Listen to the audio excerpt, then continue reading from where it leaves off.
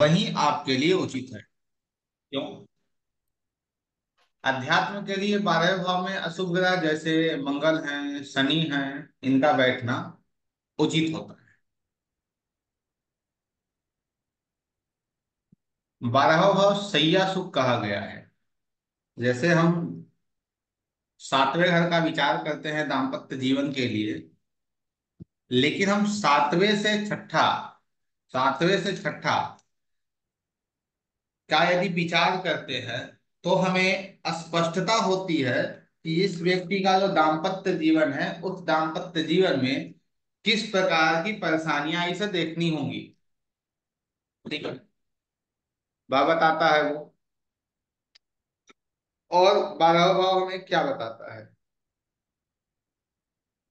12वां भाव हमें अकेलापन देता है। अकेलापन जैसे एक अकेलापन, दूसरा खर्चे, इन्वेस्टमेंट। 12वां भाव में यदि शुभ ग्रह हो तो आपको अकेले रहना बहुत अच्छा लगेगा। अर्थात अकेले रहना, आपकी मन की शांति वहां मिल जाएगी आपको। लेकिन वहीं यदि 12वें भाव में अशुभ ग्रह बैठे हों, 12वें भाव में यदि अशुभ ग्रह जिन्हें हम पाप ग्रह करते हैं, पाप ग्रह बैठे हों, तो वह पाप ग्रह आपके उस अकेलेपन को, वो अकेलापन दो प्रकार का है।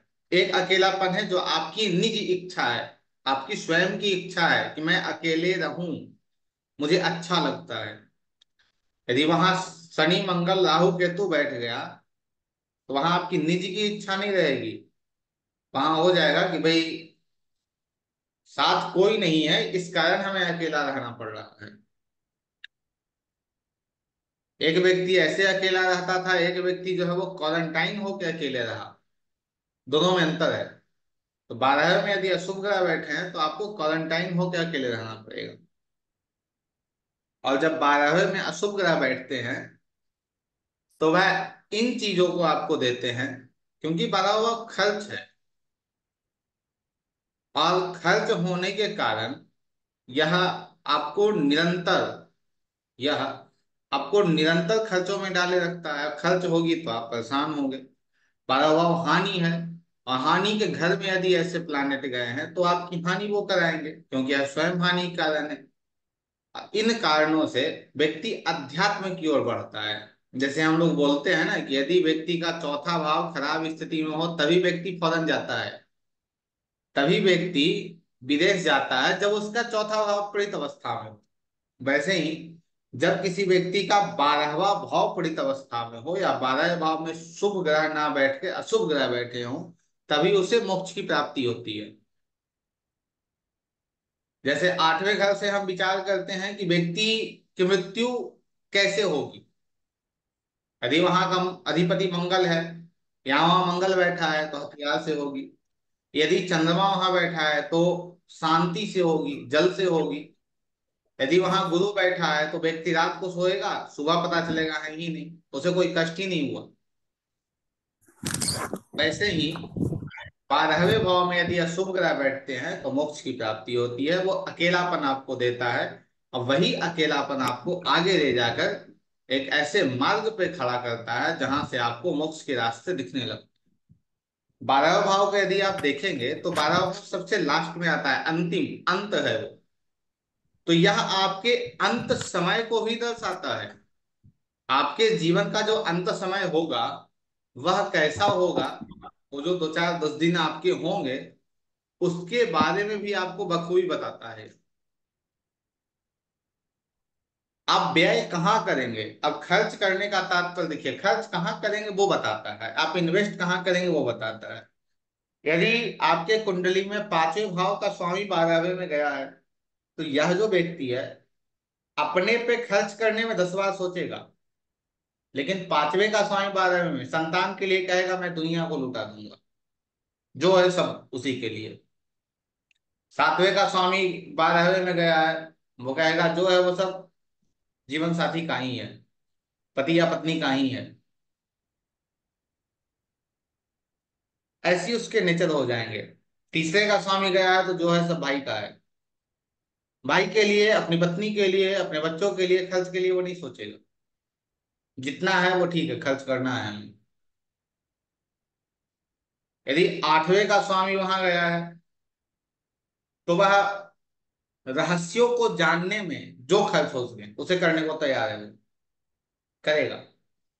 और इसे आप स्पष्ट रूप में अपने जीवन में देखेंगे। छठे का स्वामी है तो वो अपने रोग पे खर्च करेगा, या तो नौकरी के लिए खर्च करेगा या रोग के लिए। आज के युग में देख रहे होंगे, आप लोग के आसपास भी चीजें हो रही होंगी कि आजकल तो नौकरी तो लोग करते ही हैं, लेकिन नौकरी में लोग क्या करते हैं कि रिश्वत देते हैं। रिश्वत आठवां है, लेकिन नौकरी के लिए आप जो पैसे खर्च कर रहे हो, भाई हम 10 लाख रुपए, 20 लाख, 50 लाख देकर हम इस नौकरी को ले लेंगे, वो आप नौकरी के लिए खर्च कर रहे हैं। तो वैसे व्यक्ति कुंडली में भी आपको मिलेगा कि छठे का 12वें से संबंध है। छठे का 12वें संबंध है तो व्यक्ति नौकरी कहाँ करेगा, विदेश में करेगा।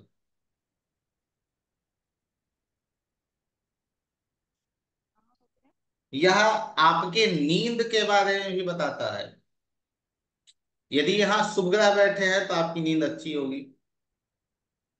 यदि यहाँ अशुभ ग्रह बैठे हैं तो आपकी नींद अचानक टूट जाएगी, आपकी नींद अच्छी नहीं होगी। यह आपके सपने के बारे में भी बताता है।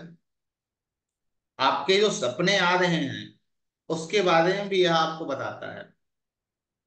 रहस्य के बारे में हम लोगों ने सदैव यह पढ़ा कि रहस्य जो है वो आठवां भाव है। रहस्य जो है वो आठवां भाव है। लेकिन रहस्य को लेकर 12वां भाव भी चलता है। जो रहस्य हमारे जीवन के हैं उसे लेकर 12वां भाव भी चलता है। 12वें भाव से हम दान को देखते हैं। दान व्यक्ति क्या करेगा, किन चीजों का करेगा, कैसे करेगा, उसकी व्याख्या 12वां भाव हमें बताती है। जैसे कोई व्यक्ति अपने विवाह में लोगों को बुलाकर दान कर रहा है, या कोई व्यक्ति कोई ऐसे स्थान पे गया हो जहां आश्रम में लोग रह रहे हो, वहां जाकर दान कराया है। तो दान आपके कैसे होंगे, किस प्रकार के दान करने चाहिए, वो भी ये आपको बताएगा। पांचवे का स्वामी यदि गया है तो यह आपको कह रहा है कि आपको बच्चों पे दान करना है। बच्चों की जो चीजें हैं उसे आपको दान करना है, बच्चों को नहीं। छठे का स्वामी यदि वहां गया है तो यह कह रहा है कि यदि आपकी सेहत खराब चल रही है तो कुछ मत कीजिए, हॉस्पिटल में जाइए, जाकर कुछ दवाइयां लीजिए, और जो कुछ लोग हैं हॉस्पिटल के अंतर्गत ही उन्हें बांट के चले आइए। बस आपकी समस्या ठीक हो जाएगी। तो दान कैसे करना है वह भी बताता। यह मन का दुख भी है, क्योंकि चंद्रमा यहाँ 12वें में आते ही पीड़ित अवस्था में हो जाता है। यह हमारे मन के दुख को भी दर्शाता है, मन का जो दुख है उसे भी बताता है। तो कैसे बताएगा, जैसे किसी कुंडली के अंतर्गत एक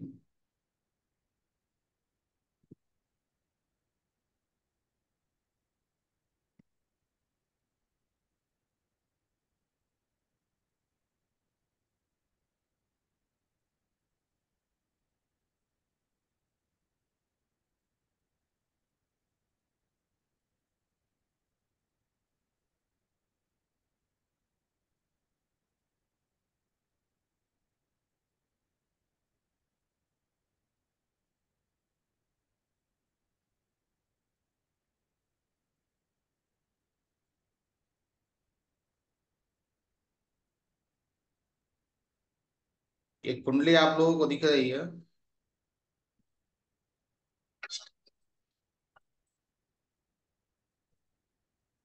एक कुंडली आप लोगों को दिख रही है। देखिए, इस कुंडली में आप देखेंगे कि 12वें भाव पे किस ग्रह की दृष्टि जा रही है, या 12वें भाव को कौन देख रहा है, अधिपत्य कौन कर रहा है।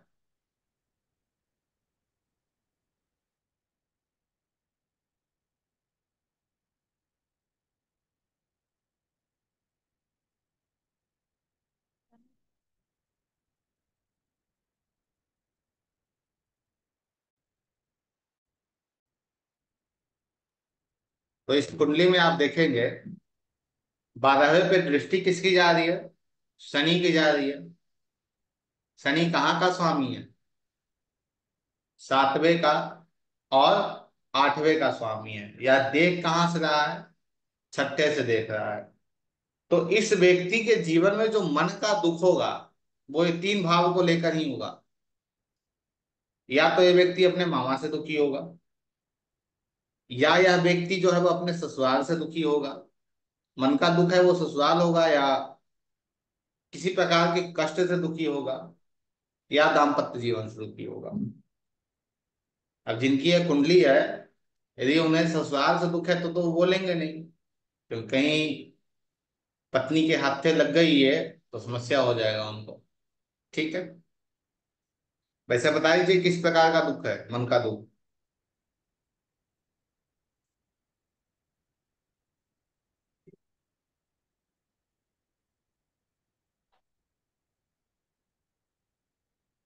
मामा का दुख है। ठीक है। यह बंधन को भी दिखाता है। यह भाव जो है वो बंधन को भी दिखाता है। बंधन या कारावास। जैसे व्यक्ति, 2 प्रकार का बंधन है। बंधन ये नहीं है कि साहब जेल यात्रा आपकी हो गई, आप जेल चले गए, वही आपका बंधन है, बिल्कुल नहीं।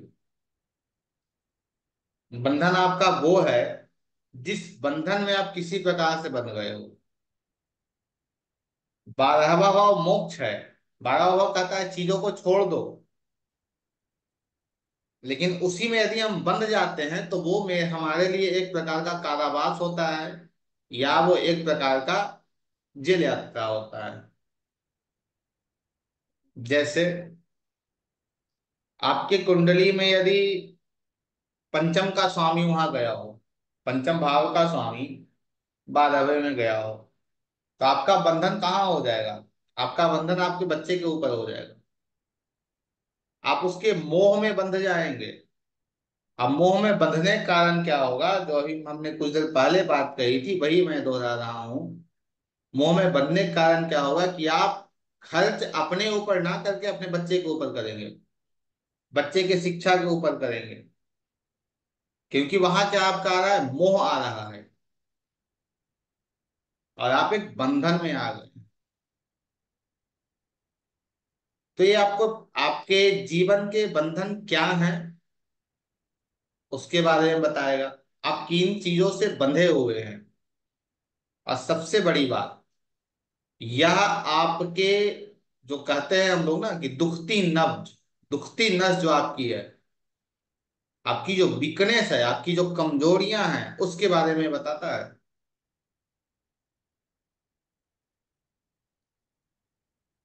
आपकी वीकनेस किस प्रकार की होगी वो यह बताएगा।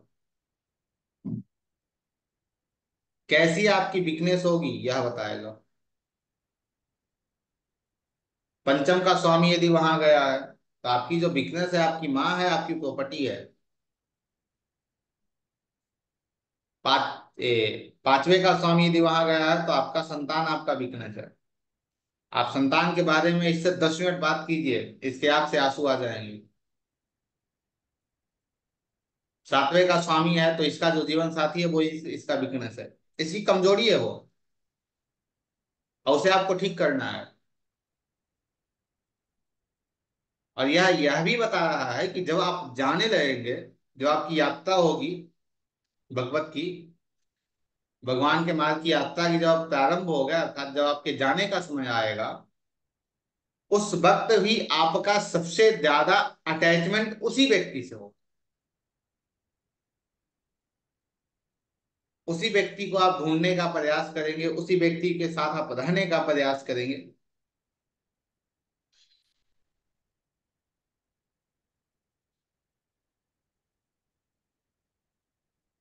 उसके साथ ही यह,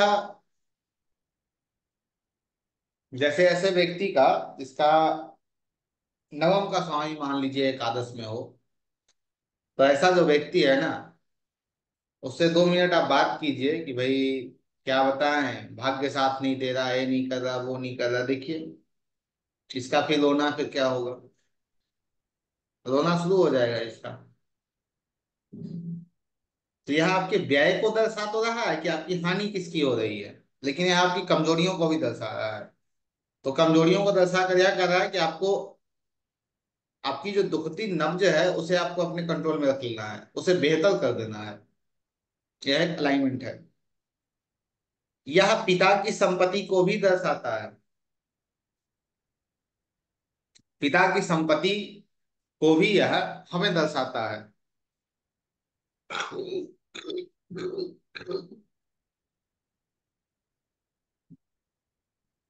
पिता की संपत्ति क्यों भाई?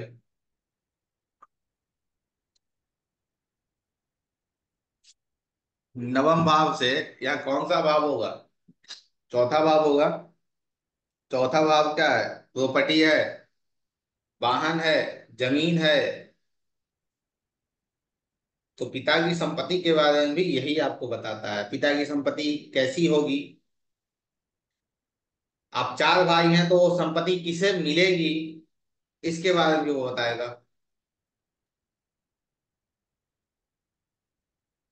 और पिता के साथ सबसे ज्यादा अटैचमेंट किसका है, यह भी यह बताएगा। पिता के साथ अटैचमेंट सबसे ज्यादा किसका है, वह भी आपका यह 12वां भाव ही बताएगा। आपके बाईं आंख में कोई समस्या है तो यह 12वां भाव बताएगा आपको।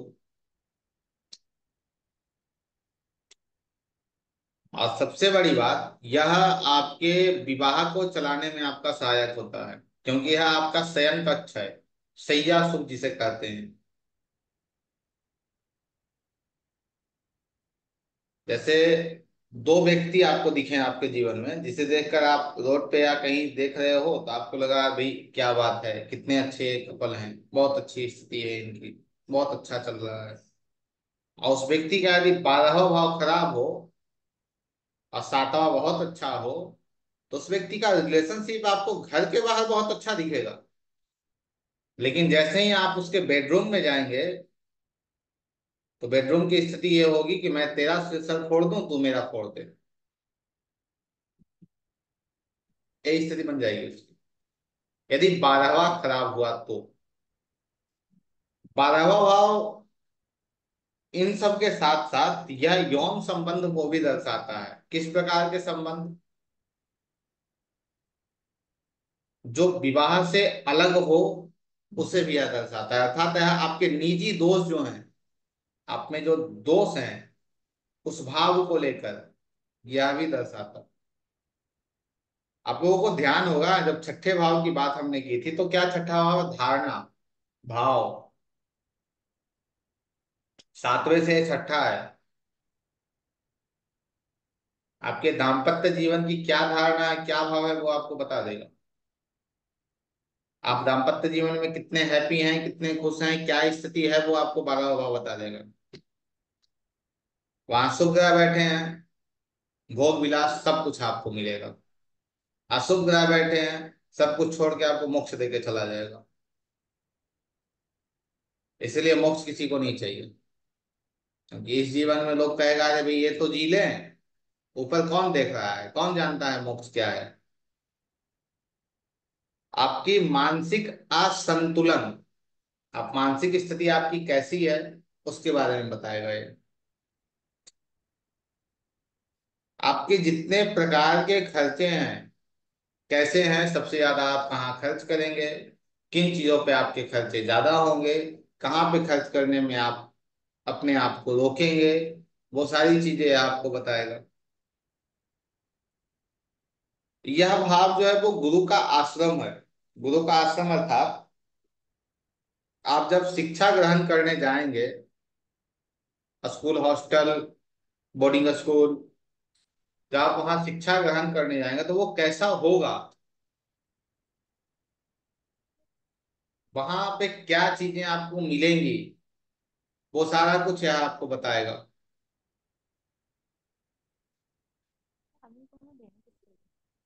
दूसरा भाव जो है वो हमें बताता है कि व्यक्ति क्या खाएगा, क्या पिएगा, सस्टेन कैसे करेगा, उसका पालन पोषण कैसे होगा, वो दूसरा भाव बताता है। दूसरे से 11वां है ये। दूसरे भाव से यह 11वां भाव है।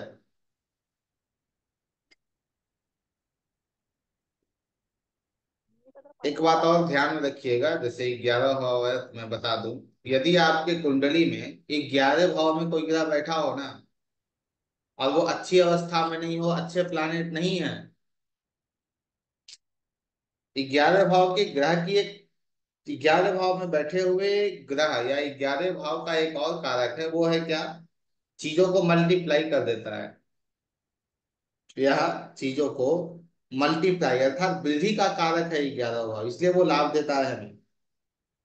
तो यदि छठे का स्वामी 11वें में गया है, उपचय में तो गया है, लेकिन जब उसकी स्थिति आएगी अर्थात जब उसकी दशा आएगी, नेगेटिव इफेक्ट जो है 11वें को, वो मैं आपको बता रहा हूँ।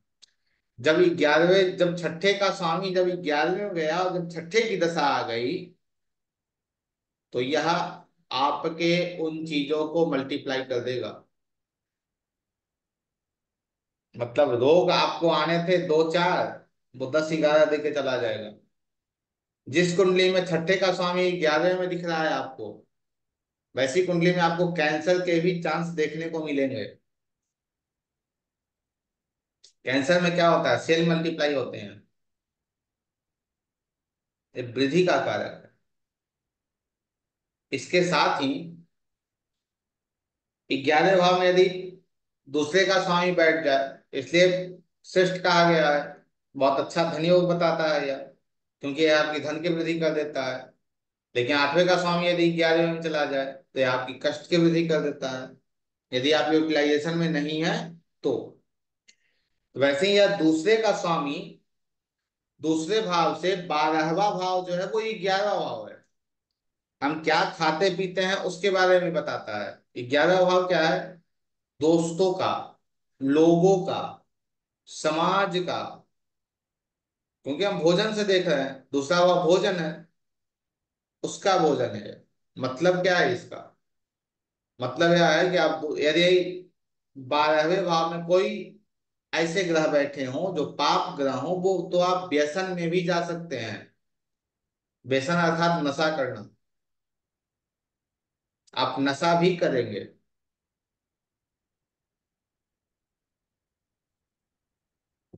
यह आपके पैर को दर्शाता है। आपके पैर कैसे होंगे?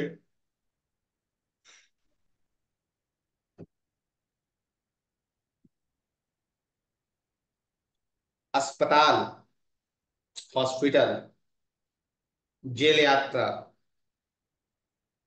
आप हॉस्पिटल किन कारणों से जाएंगे वह बताएगा ये। 5वें का स्वामी गया है तो पेट में तकलीफ होगी तो हॉस्पिटल जाएंगे आप। 7वें का है तो पत्नी को तकलीफ होगी तो हॉस्पिटल आप जाएंगे, या फिर आपके कमर के नीचे कोई समस्या होगी तो आप हॉस्पिटल जाएंगे। वहां जो राशि है वो राशि भी आपको बताएगी कि आप क्यों हॉस्पिटल जाएंगे। जैसे मान लीजिए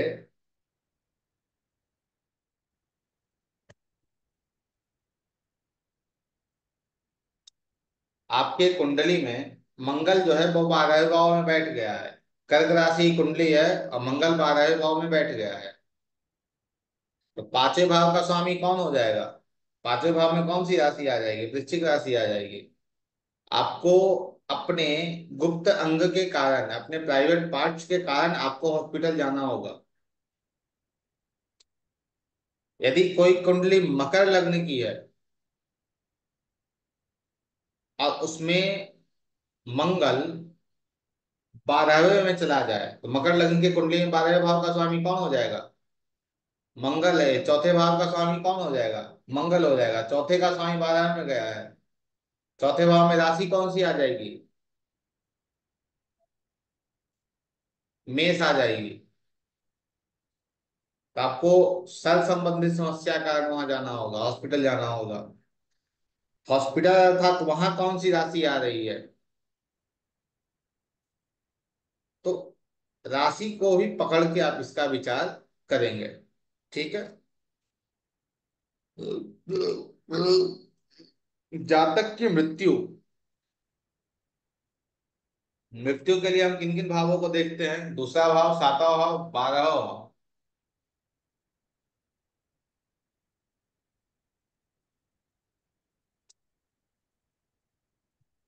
आठवां भाव आयु का है, वो मृत्यु का नहीं है। आठवां भाव आपकी आयु का है। आपकी आयु की हानि कौन करता है? आठवें जो 12वां है, सातवां भाव। जो प्रथम भाव है, जो पहला भाव है, वह आपका स्वास्थ्य है। आपके स्वास्थ्य की हानि कौन करता है? 12वां भाव।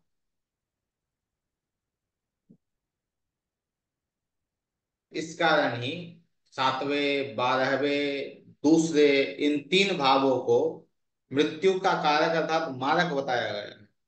तो यह आपके मृत्यु का भी कारक है। प्राण दशा या गोचर के अंतर्गत किसी की मृत्यु है तो आपको ये एक्टिव दिखेगा 12वां भाव, क्योंकि हानि है। कितने प्रकार के आपके जीवन में कष्ट होंगे उसे भी यह बताता है। षड्यंत्र, षड्यंत्र अर्थात जिसे प्रपंच कहें या षड्यंत्र कहें, जो आपकी पीठ पीछे किए जाते हैं, उसके बारे में भी आपको यही बताता है। अध्यात्म क्या है? अध्यात्म एक प्रकार से इस दुनिया से बगावत है, कि मैं सब चीजों को छोड़कर संन्यास ले रहा हूं, मुझे कुछ नहीं चाहिए। तो यह बगावत कौन है? बगावत आपका 12वां भाव है।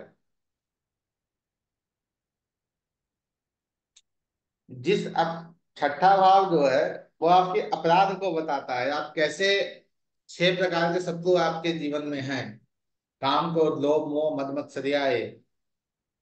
आठवां जो है वो आपके कष्ट को बताता है। 12वां जो है, जिस अपराध को आपने सोच समझ कर किया हो, वैसे अपराध को 12वां भाव बताता है।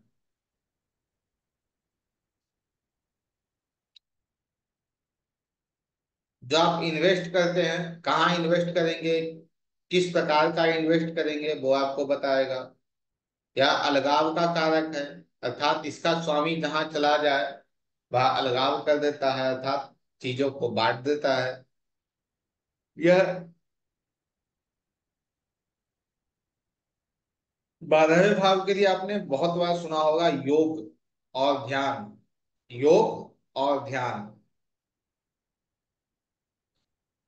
तो 12वें भाव को आपको यूज में लेना है, उसे यूटिलाइज करना है, तो सबसे अच्छा आपके लिए यही है, योग और ध्यान, और कुछ नहीं। यह आपकी छिपी हुई प्रतिभा है। आपकी जो छिपी हुई प्रतिभा आपके अंदर है, वह भी यही बताता है। आप में क्या प्रतिभा है, क्या छिपी हुई प्रतिभा है, क्या आपकी अच्छी प्रतिभा है, जिसे आप आज तक जान नहीं पाए हैं, वो आपको ये बताएगा। आपके जो छिपे हुए शत्रु हैं, जो अज्ञात शत्रु आपके हैं, वो आपको ये भाव बताएगा।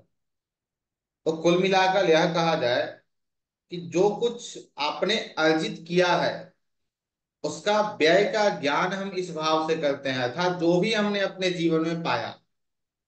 दूसरा भाव यह है कि हम जो भी एकत्रित अपने जीवन में कर रहे हैं, वो दूसरा भाव है। यदि हम मिट्टी भी एकत्र कर लिए हैं अपने लिए, तो मिट्टी मेरा दूसरा भाव हो गया। तो जिन चीजों का अपने जीवन में हम खर्च कर रहे हैं, कुछ भी, हम अपने हेल्थ का खर्च कर रहे हो या अपने शिक्षा खर्च कर रहे हो, अपने किसी भी चीज का खर्च कर रहे हो, वो 12वां भाव है। व्यय, व्यय का ज्ञान 12वां भाव। जैसा मैंने पहले ही बताया कि यह आपके अंतिम क्षणों को बताता है। आपके जो अंतिम क्षण हैं, अर्थात मोक्ष को आप जब निकल रहे हैं यहाँ से ना, तो यही बताएगा कि आपकी क्या स्थिति होगी।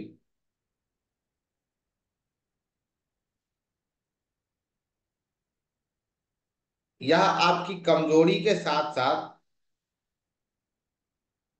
आपके रिश्तों के लिए भी यह बहुत महत्वपूर्ण है, क्योंकि जहां का स्वामी वहां जाएगा, उसकी हानि कर देगा आपके जीवन में। आप तो उसके लिए बहुत कुछ करेंगे, बहुत कुछ करेंगे भाई, जो है तेरा है। जैसे पांचवे का स्वामी 12वें में गया, तो संतान के लिए सब कुछ है, संतान के लिए खर्च करना है, संतान के लिए हम बंधन में आ गए। लेकिन संतान कहाँ गया? पांचवे का स्वामी 12वें में, संतान विदेश चला गया, आपको छोड़ के चला गया, और उसके कारण आप रोइए।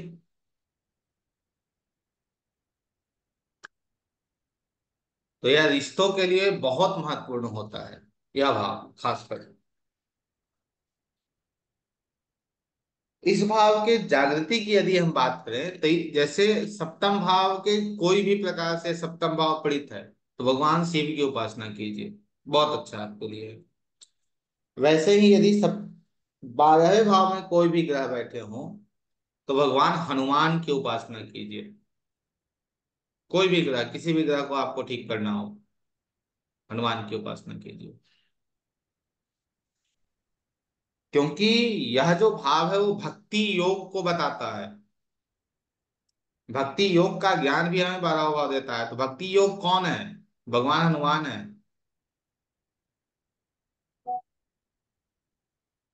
वैसे ही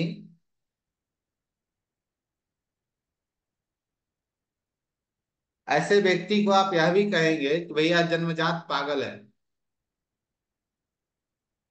बॉर्न मैड, जो जन्म लिया और पागल हो गया। वो पागल इसलिए नहीं है कि उसे दुनियादारी की समझ नहीं है, वो इसलिए पागल है क्योंकि उसे परमात्मा की समझ है।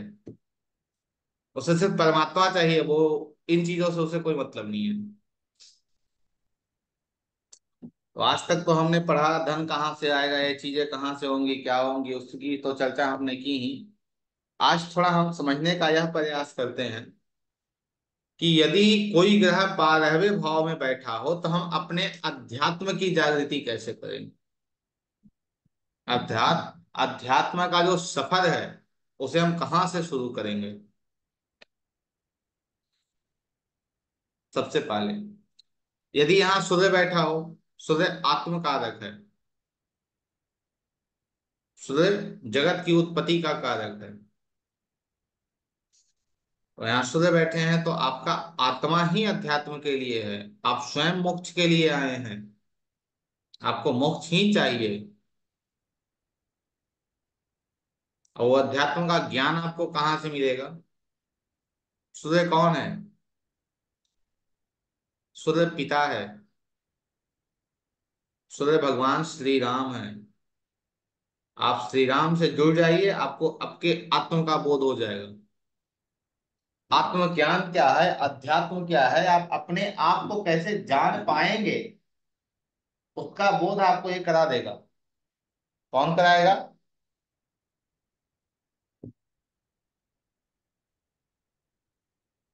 यह भगवान श्री राम करा देंगे, यदि वहां सूर्य बैठा हो तो। यदि मंगल बैठा है, तो आपके अध्यात्म जो हम कहते हैं, अर्थात अध्ययन किसका? आत्म का, अपना स्वयं का अध्ययन। तो आपका मन ही वहां कहाँ, वहां है। और मन कहाँ गया? अध्यात्म के पास चला गया। सूर्य आत्मा है, सूर्य आपका आत्मा, तो हम कह सकते हैं कि आपका जो है वो आप फौरन भी चले गए, आपका आत्मा फौरन चला गया। लेकिन पिता आपके विदेश से हो सकते हैं, बहुत सारे प्रिडिक्शन है। या पिता आपके विदेश रहते होंगे, या जन्म स्थान से दूर आपके पिता रहते होंगे, विदेश सरकार से आपके संबंध हो सकते हैं। ठीक है। लेकिन अध्यात्म में आपको श्री राम ही मदद कर सकते हैं। यदि श्री राम को आप पकड़ लेते हैं, तो अध्यात्म की जो नैया है वो आपकी वो पार कर देंगे। क्योंकि अध्यात्म को सर्वप्रथम सीढ़ी अध्यात्म की, जैसे शिक्षा व्यक्ति किस प्रकार का लेगा, यदि किसी व्यक्ति का प्रश्न हो कि शिक्षा हम किस प्रकार का लेंगे, तो ग्रहों को देखकर, ग्रहों को छोड़कर यदि हम सिर्फ जाते हैं भाव पे, तो शिक्षा का प्रथम भाव, शिक्षा का प्रथम भाव पंचम ही है, पंचम से पंचम, अर्थात पंचम भाव का जो प्रथम भाव है पंचम ही हो गया। तो शिक्षा वहां से लेगा व्यक्ति, अर्थात वो अपने बुद्धि बल से शिक्षा लेगा। पंचम भाव क्या है? बुद्ध है, सूर्य है, वहां शिक्षा लेगा। दूसरे पांचवे से दूसरा कौन है? छठा भाव हो जाएगा। अब व्यक्ति शिक्षा कैसी लेगा? तो शिक्षा बैंकिंग की ले सकता है, शिक्षा व्यक्ति फाइनेंस की ले सकता है। वैसे ही अध्यात्म के लिए बात करें तो अध्यात्म की जागृति हम कहाँ से करते हैं? 12वें भाव से ही करते हैं। तो यदि वहां सूर्य बैठे हैं तो कुछ करने की आवश्यकता नहीं है, भगवान राम के शरण में चले जाइए।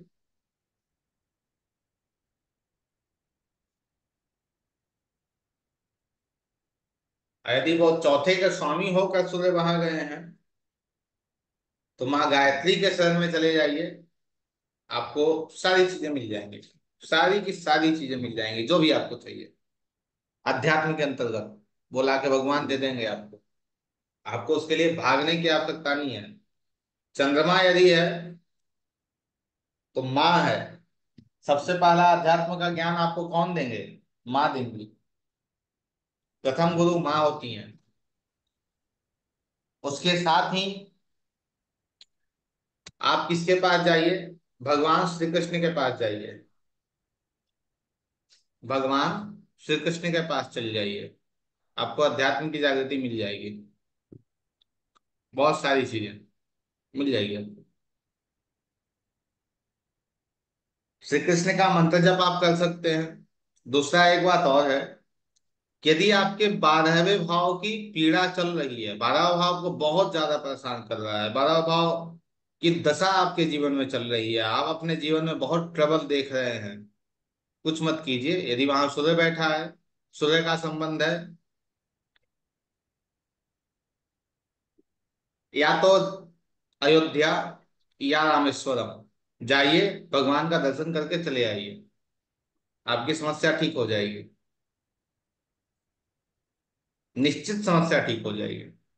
आपको भले लगे कि भाई ये ऐसा थोड़े होता है, लेकिन निश्चित आपकी समस्या ठीक हो जाएगी।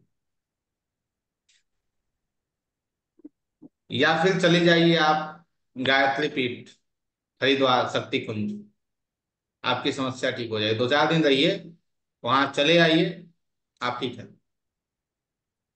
चंद्रमा है, श्री कृष्ण के पास चले जाइए, द्वारिका चले जाइए, आपकी समस्या वहां भी ठीक है। कुछ करने की आपको आवश्यकता नहीं है। यदि लेकिन यह उपाय कब आपको करना है? यह उपाय आपको तब करना है जब आपके 12वें भाव की दशा चल रही हो, तब करना है। जब दशा नहीं है तब नहीं करना है। ठीक है। उसके साथ में और आप क्या कर सकते हैं?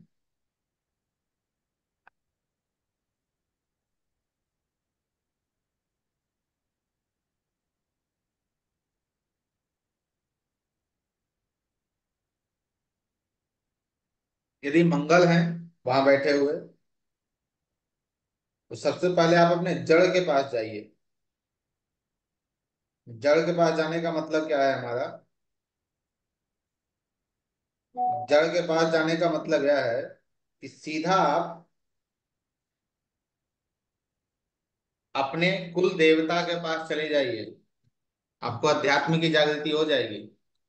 यदि 12वां भाव आपको परेशान कर रहा है, या 12वां भाव जो है वो अच्छी अवस्था में नहीं है, तो एक मंदिर है माँ का, रजरप्पा में है, झारखंड में पड़ता है, छिन्नमस्तिका। छिन्नमस्तिका, वहां जाके उनके दर्शन करके चले आइए। अब ऐसा मैं क्यों बोल रहा हूं इसे समझिएगा। आप जब वहां से निकल रहे हैं अपने जन्म स्थान से, जैसे मान लीजिए प्रवीण लता जी जलंधर से हैं, अब इनके कुंडली में सूर्य 12वें में बैठा हो, सूर्य की दशा चल गई, या सूर्य 12वें को देख रहा हो, या सूर्य 12वें का लॉर्ड हो और उसकी दशा आ गई, 12वां भाव एक्टिव हो गया, तो इनके जन्म स्थान से अयोध्या की दूरी कितनी होगी? अच्छी दूरी होगी। जालंधर कहाँ है, अयोध्या कहाँ है? बिल्कुल सर, दूर है। ठीक है। अब क्या यहाँ यूटिलाइजेशन आपको दिख रहा है? जन्म स्थान से दूर गए, और किसके पास गए? जहां वो बैठा है। उस घर में जो बैठा है, उस घर का जो स्वामी है, उस घर को जो देख रहा है, उसी के पास गए हैं। तेरा तुझको अर्पण क्या लागे मेरा, मेरा कुछ नहीं है, जो है सब तेरा ही है, रख ले। आपको चीजें मिल जाएंगी। जैसा राहुल जी आपने कहा मंगल, तो मंगल के लिए आप भगवान नरसिंह के पास जा सकते हैं। वहां आपके अध्यात्म की जागृति करा देंगे। और अध्यात्म की जागृति का मतलब यह बिल्कुल नहीं है कि आप पूजा पाठ करने लग जाएं, ये करने लग जाएं, वो कर। अध्यात्म की जागृति का मतलब है, जैसे ही आप नरसिंह भगवान से जुड़ेंगे, तो आपका जो सिक्स सेंस है, आपकी जो इंद्रियां हैं, वो एक्टिव होंगी, और आपके इष्ट देवता तक पहुंचा देंगे। क्योंकि वही अध्यात्म की जागृति कर सकता है। सर या फिर छिन्नमस्तिका आप सर बताइए। छिन्नमस्तिका जा सकते हैं, रजरप्पा। हाँ, जब मंगल जी। हो तब। हाँ, मंगल के लिए आप रजरप्पा जा सकते हैं, छिन्नमस्तिका के पास जा सकते हैं। वो ठीक सर है। सारे चंद्रमा पे बात कर रहे थे सर। चंद्रमा क्या?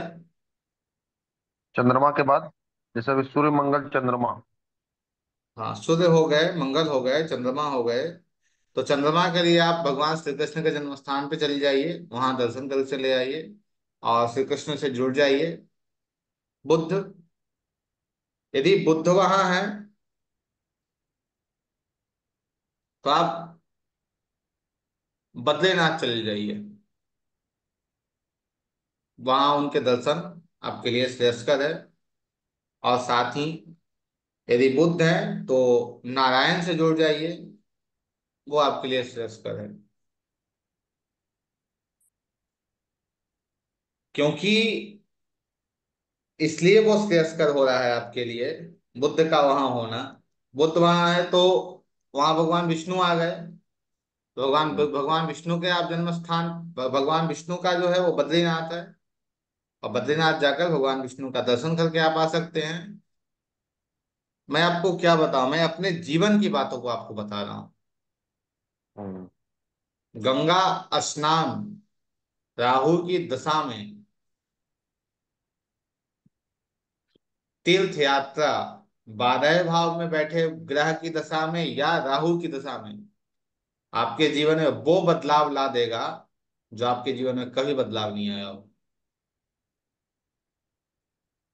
बिल्कुल सर। ये निश्चित है। यहाँ पे इस शब्द का उपयोग करना बिल्कुल गलत है कि गारंटी है, लेकिन निश्चित है, काम करता है। बुद्ध है तो बद्रीनाथ जाइए, भगवान विष्णु के मंत्र का जप कीजिए, भगवान विष्णु के शरण में जाइए, उनसे जुड़ जाइए, कम से कम 15-20 मिनट उनसे जुड़ने का प्रयास कीजिए। आपकी चीजें ठीक हो जाएंगी। और आगे चलकर हम आपको इन चीजों को ही बताएंगे कि आप कौन सा योग आसन करेंगे, जिससे आपकी कौन कोई जो ग्रह हैं वो अच्छी अवस्था में आएंगे या जागृत हो। ठीक है। जी। बृहस्पति, यदि बृहस्पति आपकी कुंडली में 12वें में बैठे हैं, तो आप तारापीठ चले जाइए। तारापीठ देख रहे हैं? जी सर, कल को कोलकाता में है। हाँ, कोलकाता में नहीं है। तारापीठ जो आपका है वो बंगाल में है। बंगाल में आपका पड़ता है, अ, स्पष्ट में नाम नहीं याद आ रहा है। काला गेट ऐसा ही कुछ उस स्थान का नाम है। हम्म, वहीं पे है। झारखंड से दुमका से सटा हुआ है। ठीक है, हाँ मैं हाँ, गया। बगल। जी। हम्म। तो उनका दर्शन कर लीजिए। या भगवान वामन, वामन जो हैं, जिन्हें त्रिविक्रम कहा जाता है। त्रिविक्रम अर्थात 3 पग में जिसने अपनी पूरी सृष्टि को नाप दी, उनके मंत्रों का जप कीजिए, उनके शरण में जाइए, आपकी अध्यात्म की जागृति हो जाएगी। आपका 12वां भाव जो है वो कंट्रोल अवस्था में आ जाएगा। यदि शुक्र वहां बैठे हैं, तो शुक्र का 12वें भाव में बैठना बहुत अच्छा है, धन को लेकर। अध्यात्म को लेकर भी बहुत अच्छा है, क्योंकि 12वें में वो उच्च के होते हैं, बहुत अच्छी स्थिति उनकी है। आप शुक्र के लिए महालक्ष्मी के पास जा सकते हैं, या माँ ललिता के पास जा सकते हैं। ललिता त्रिपुर सुंदरी, ललिता त्रिपुर सुंदरी, उनके पास जा सकते हैं। बृहस्पति के लिए एक और देवी हैं, जिनके मंदिर का आपको दर्शन करना बहुत श्रेयस्कर होगा। नौखेड़ा में है माँ बगलामुखी, माँ बगलामुखी, उनका भी दर्शन आपके लिए श्रेष्ठ है। लेकिन ऐसा नहीं है कि मैंने कहा राम मंदिर जाना है तो राम मंदिर आपके जो बाजू में ना राम मंदिर है वहां जाइए और फिर आपकी चीजें ठीक हो गई। आपको यूटिलाइज करना है, अर्थात अपने जन्म स्थान से अच्छी दूरी में जाना है, तब वो आपका जो भाव है वो अच्छी अवस्था में आए। शनि, शनि के लिए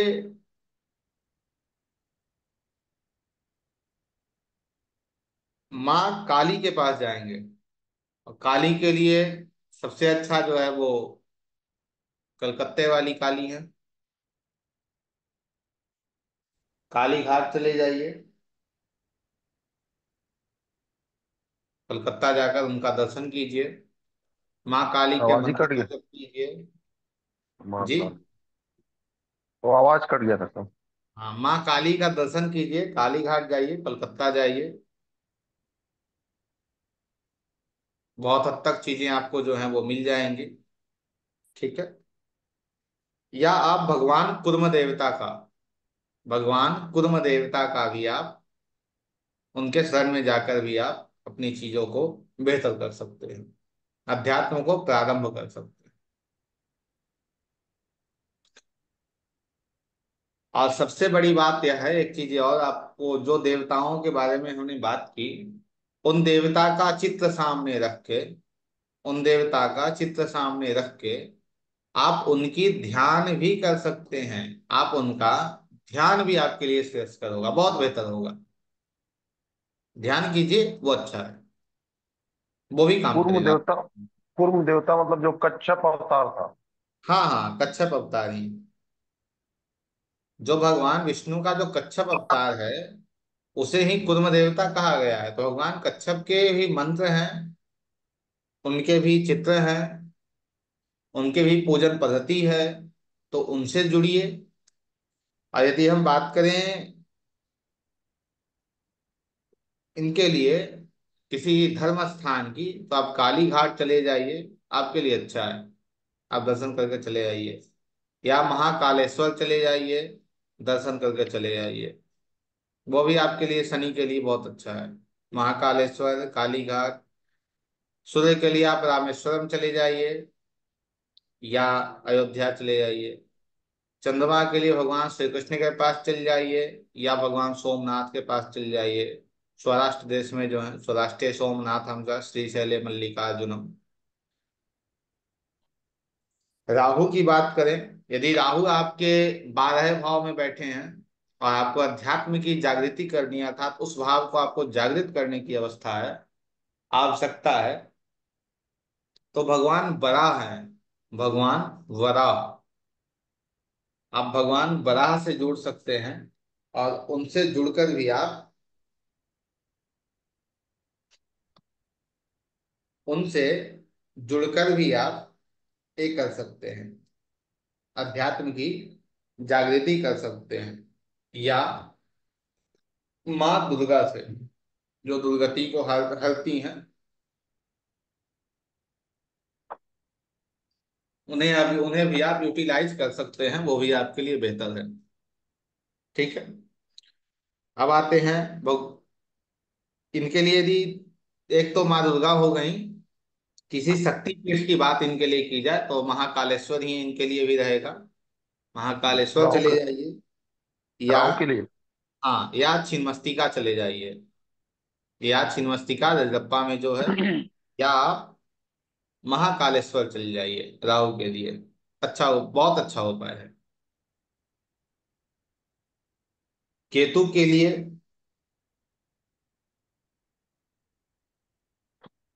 भगवान गणेश हैं सबसे बेहतर। भगवान गणेश। भगवान विष्णु के किसी अवतार की बात करें तो जो मत्स्य अवतार भगवान विष्णु का है, मत्स्य मछली का जो अवतार है, आप उनकी साधना, उनकी आराधना, उनका ध्यान करके भी आप अध्यात्म की जागृति करें, वो भी आपके लिए ठीक है।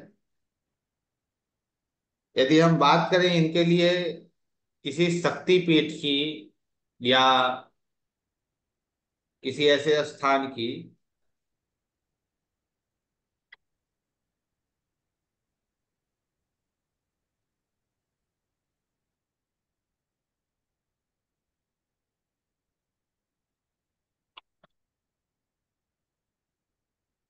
केतु के लिए आप काशी चले जाइए। अब केतु के लिए काशी मैंने क्यों कहा? मुक्ति। मुक्ति है, लेकिन वहां एक देवता है। हम्म, केतु तो काशी मुक्ति को दे दे ही रहा है। मुक्ति तो भाई हमारा जगन्नाथपुरी भी मुक्ति देता है, हम्म, लेकिन वहां एक देवता है, उनका नाम है काल भैरव। काल भैरव। काल भैरव एक मंदिर है भगवान का, आप हम्म, वहां जा सकते हैं। और उसके साथ ही वो मुक्ति का भी स्थान है। तो ये दो चीजों से आपको जागृति वहां की भी होती है, अर्थात उस भाव की भी आप जागृति करते हैं। तो ये तो एक कुछ थी जो 12 भाव की आप जागृति कैसे करते हैं। अब आपका प्रश्न होगा भाई कि भाई दो चार ग्रह हैं, पांच ग्रह हैं, तो उसे हम क्या करें? तो उसमें जो सबसे ज्यादा डिग्री के ग्रह हैं उन्हें ले लीजिए और उनसे आप यात्रा को प्रारंभ कीजिए, वो भी आपके लिए अच्छा है। जैसे अभी अध्यात्म पे ही चर्चा कर रहे हैं, तो एक बार भाव को भी समझ लेते हैं, अध्यात्म को लेकर सिर्फ। 12वां भाव जो है वो अध्यात्म के लिए प्रथम भाव है। आप अध्यात्म को प्रारंभ कहाँ से करेंगे, वो 12वां भाव है। अध्यात्म को भोजन आप कहाँ से देंगे, वो दूसरा भाव है। अब अध्यात्म का भोजन क्या होगा? आपका ध्यान होगा, आपका मंत्र जप होगा, वही अध्यात्म का भोजन है। तो आपका मंत्र जप, आपका ध्यान, वो कौन बताएगा कैसे? वो दूसरा भाव बताएगा। ठीक है। अब अध्यात्म से तीसरा, मतलब जो आपको दूसरा भाव हो गया, अध्यात्म से तीसरा आपका दूसरा भाव हो गया, वह आपको यह बताएगा कि आपको अध्यात्म के क्षेत्र के अंतर्गत, अध्यात्म के क्षेत्र के अंतर्गत कहाँ पे आपको परिश्रम करने की आवश्यकता पड़ेगी, कहाँ पे आपको ज्यादा ध्यान देने की आवश्यकता पड़ेगी, वो आपको बताएगा। इससे चौथा अर्थात तीसरा भाव आपको यह बताएगा कि आपको किस स्थान पे, कौन से स्थान पे आपको बैठ के इस साधना को करना चाहिए, अध्यात्म की यात्रा को प्रारंभ करना चाहिए, जो आपको मन की शांति ला के दे सके। वो दिशा आपको कौन बताएगा? अध्यात्म से तीसरा अर्थात अध्यात्म से चौथा अर्थात तीसरा भाव बताएगा। अध्यात्म से पांचवा अर्थात आपका जो चौथा भाव है वो आपकी गति बताएगा। आपकी कौन सी बुद्धि या कौन से ज्ञान लेने से आपको गति मिलेगी अध्यात्म में, वो आपको वो बताएगा। अध्यात्म में किस प्रकार की ये जो काम, क्रोध, लोभ, मोह, मद, मत्सर्य, ये जो 6 प्रकार के अवगुण है ना, वो आपको, आपके अंदर किस प्रकार के हैं। जैसे कुंडली हम रखते हैं, व्हाट्सएप पे एक कुंडली आई है, आप लोगों को स्मरण में है, देखा, आपने देखा अभी कोई कुंडली ग्रुप में आई है? जी सर। ठीक है। तो इस कुंडली में देखिए, एक मिनट,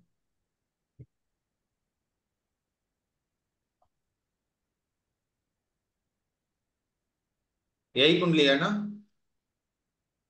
जी जी गुरु जी। जी चलिए। अब इस कुंडली में आप देखिए,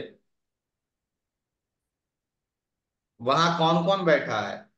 12 में शुक्र है, सूर्य है, केतु है, चंद्रमा है, नेपचून है। नेपचून तो हम लेंगे नहीं, तो शुक्र, सूर्य, केतु और चंद्रमा। ठीक है। अब यहां से जब हम देखेंगे तो सूर्य कौन सा भाव हो गया, ये चंद्रमा जो है, चंद्रमा किस भाव का मालिक हो गया अध्यात्म के लिए? अध्यात्म के लिए कौन सा भाव हो गया चंद्रमा का भाव, बताइए।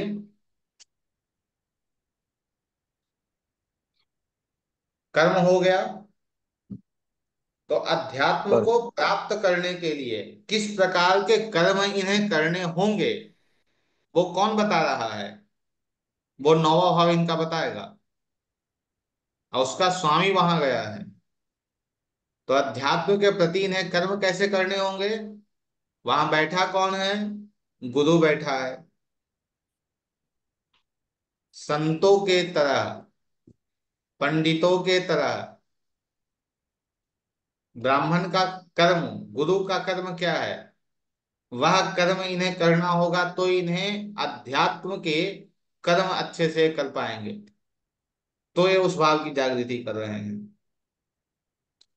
ऐसे आप एक रेमेडी के तौर पे भी ले सकते हैं कि 12वें भाव में यदि कोई ग्रह बैठा हो, चौथे का स्वामी 9वें का स्वामी जाके 12वें में बैठ गया है, और उसे आप बोलिए कि भाई आप जो कर्म करो, वो आप कर्म ऐसा करो जिससे, जैसे यहाँ गुरु बैठा है, तो कर्म आप गुरु के स्वभाव से कीजिए, तो वह उस भाव की जागृति कर देगा। अर्थात 12वें भाव की जागृति कर देगा। यदि इसे विदेश जाना हो तो विदेश भेज देगा, अध्यात्म चाहिए तो अध्यात्म दे देगा। फिर वहां कौन गया है?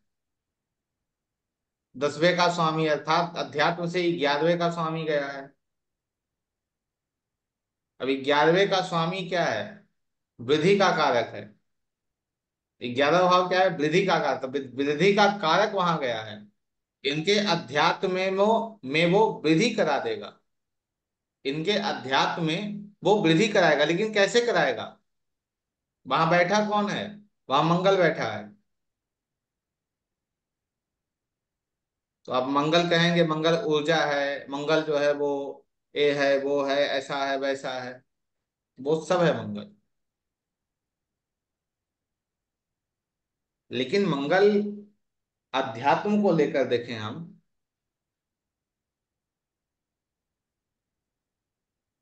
तो मंगल हमारे जीवन में वह बताता है कि हम अपने जीवन के क्षेत्र में अध्यात्म में लेकर, अध्यात्म के अंदर किस ओर अपनी ऊर्जा को लगाएंगे। जो इसको समझ। मंगल का कर्तव्य क्या है, बताइए। ग्रहों को आप लोगों ने पढ़ा है, मंगल का कर्तव्य क्या है? प्रोटेक्टर है वो। मंगल का कर्तव्य है, प्रोटेक्टर है, और वो बैठा कहाँ है? शुद्ध है वो। वो क्या कह रहा है आपसे? अब मीना जी से वो क्या कहना चाह रहा है? वो यही कहना चाह रहा है कि भाई आपके वृद्धि वो कर तो रहा है, वृद्धि होगी आपकी अध्यात्म की, लेकिन कब होगी? जब आप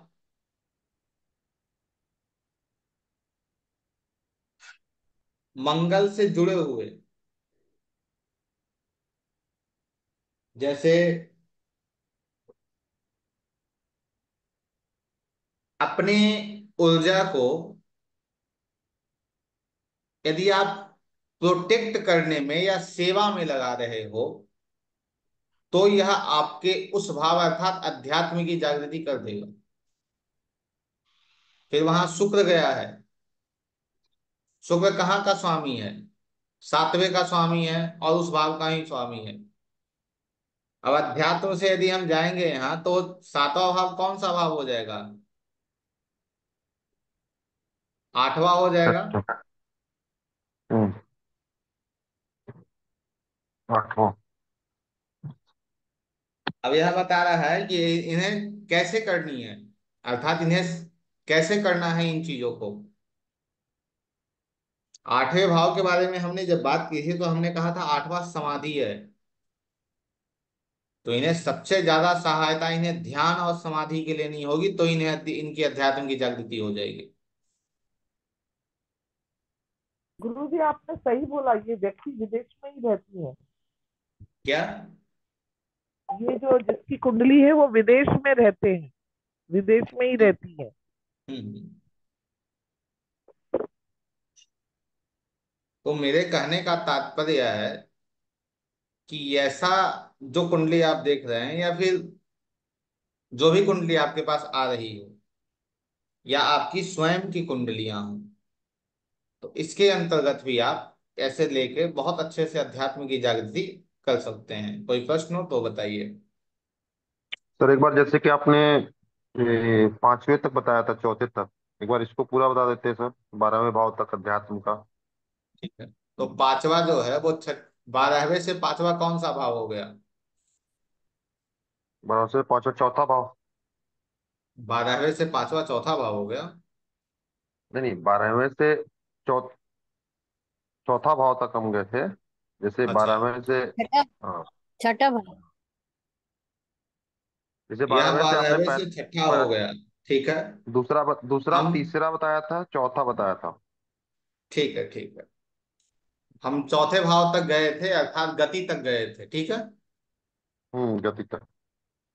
अध्यात्म से, अध्यात्म के भाव से छठ पांचवा जो है वो छठा भाव हो जाएगा। हम्म अब यह छठा भाव जो है वो बता रहा है कि आपकी धारणा कैसी होगी अध्यात्म की जागृति के लिए, आपके भाव कैसे होंगे वो बताएगा। अब वहां से जो सातवां है वो आपके ध्यान के बारे में बताएगा, कि आप अब उस भाव की, अर्थात 12वें भाव की जागृति, अपने अध्यात्म की जागृति आप ध्यान से करेंगे। प्रारंभ कहाँ से होगा? आपका ध्यान से होगा। ये जो स्टेप बाय स्टेप है आप चल सकते हैं। और इसके साथ ही यह भी है कि कौन से भाव का स्वामी आपका वहां गया है, तो आप किस प्रकार से अपने अध्यात्म को प्रारंभ कर सकते हैं, वह भी है।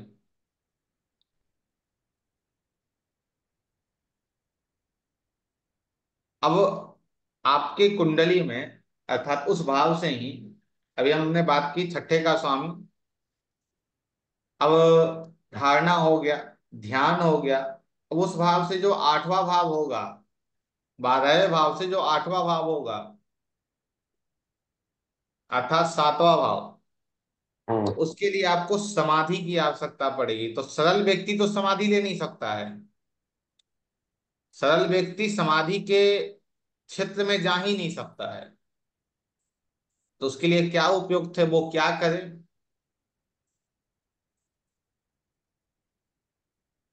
तो वो ध्यान से धीरे धीरे समाधि की ओर यात्रा करे, अर्थात जो ध्यान वो लगाए वो टाटक करे, उसके लिए अच्छा है। टाटक एक ध्यान होता है, उसे करे, वो उसके लिए अच्छा है। एक दीपक जला किया जाता है। अब अध्यात्म से नौवा, अध्यात्म से नौवा हो गया आपका आठवां भाव। अब यह कह रहा है कि आपको अपने अध्यात्म की जागृति के लिए आपको सदगुरु के पास जाना होगा। यदि आप सदगुरु के पास जाते हैं तभी आपके अध्यात्म की जागृति होती है। सदगुरु की वाणी, सदगुरु का ज्ञान ही आपके अध्यात्म की जागृति कर देगा।